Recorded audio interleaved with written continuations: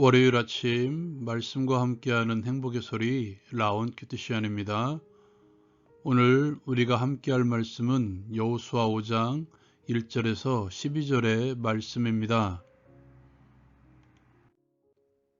요단강을 건넌 후에 여호수아는 광야 세대들을 향해서 할례를 행합니다. 길갈에서 유월절을 행한 후에 그 땅의 소산물을 먹었고 그 뒤로 만나가 그칩니다. 이스라엘 백성들이 요단강을 건넜다는 소식은 가나안 사람들의 모든 왕들을 무너지게 하죠. 그들은 마음이 녹았고 이스라엘 자손들 때문에 정신을 잃습니다. 그때 하나님께서는 여호수아에게 이스라엘 자손들에게 할례를 행하라고 명령하십니다. 그 이유는 애굽에서 나온 모든 백성들은 하나님의 음성을 청종하지 아니하므로 광야 40년 동안 유리하게 되고 그들은 그곳에서 모두 죽음을 당하죠. 그 후 광야길에서 난 자들은 할례를 받지 못합니다. 이제 그들을 대상으로 할례를 행한 것이죠. 그렇게 할례를 다 행한 후에 그들은 진중에서 낫기를 기다립니다. 하나님께서는 여호수아에게 이렇게 말씀하시죠. 내가 오늘 애굽의 수치를 너희에게서 떠나가게 하였다. 그곳의 이름이 길갈, 수치를 굴러가게 하다라는 의미의 지역이 됩니다.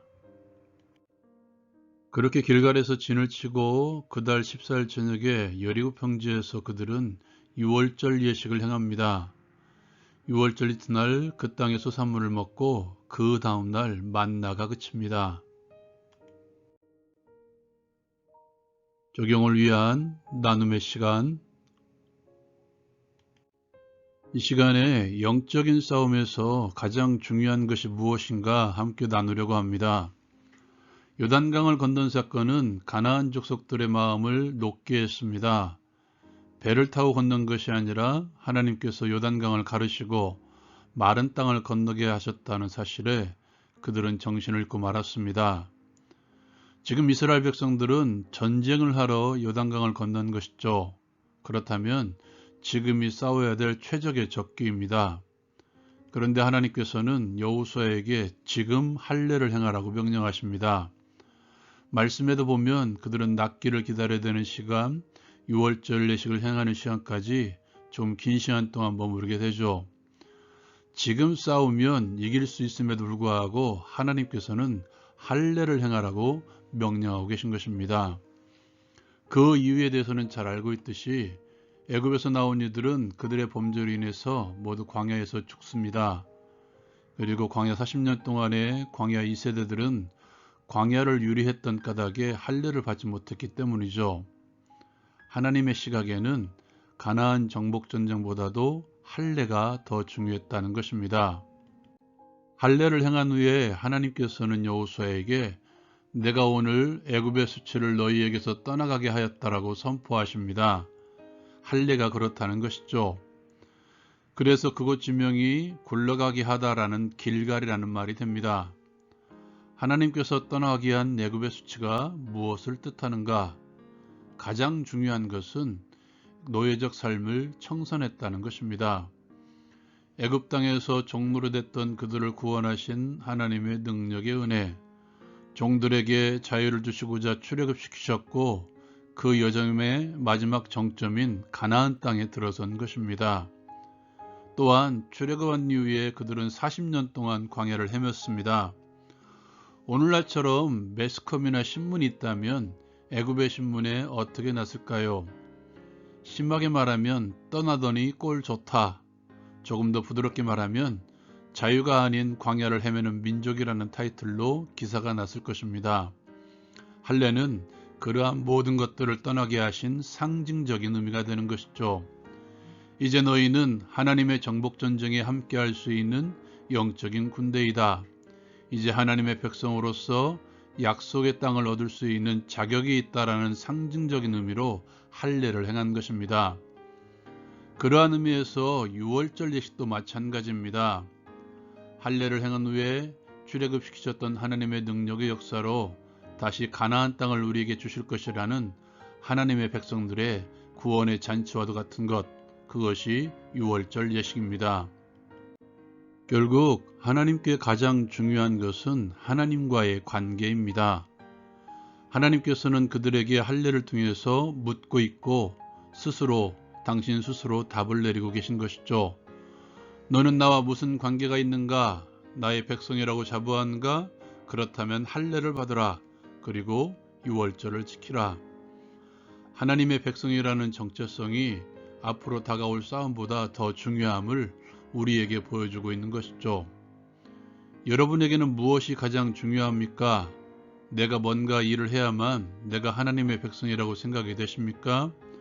뭔가 거국적인 사역을 감당해야만 나는 하나님의 백성이다라는 자부심이 느껴지나요? 그것보다 중요한 것은 할례입니다. 왜 그렇습니까? 할례의 숨겨진 의미 때문이죠. 그 숨겨진 의미 바로 죽음입니다. 자신의 힘으로 자손을 이어가려고 했던 아브라함, 하나님께서는 오랜 침묵의 시판 끝에 그에게 나타나셔서 할례를 명령하십니다. 아무것도 할 수 없는, 생명을 이어갈 수 없는 나이인 99세에 나타나셔서 너는 할 수 없다라는 상징으로 할례를 명하신 것이죠. 너는 할 수 없다라는 상징은 곧 내가 한다라는 하나님의 준엄하신 선언입니다. 가나안과의 싸움도 마찬가지였습니다. 너희는 죽어라, 내가 한다. 그 일환으로 요단강을 갈라지게 하심으로써 가나안 족속들의 정신을 쏙 빼놓으신 것이 아닐까요? 하나님과의 언약의 증거인 할례는 하나입니다. 이제부터 내가 너를 이끌고 하겠다. 너는 나를 따르라.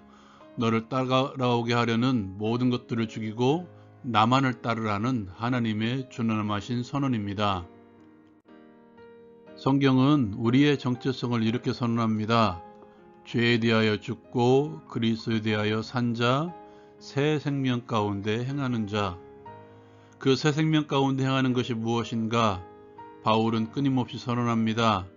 영을 생각을 하라, 영을 따라 살라. 육신의 생각은 사망이다. 영의 생각을 하는 자는 생명과 평안이다. 육신의 생각은 하나님과 원수가 된다. 육신대로 살면 반드시 죽을 것이로되 내가 살아서 하나님을 끌고 가면 나는 곧 죽음에 다다르죠.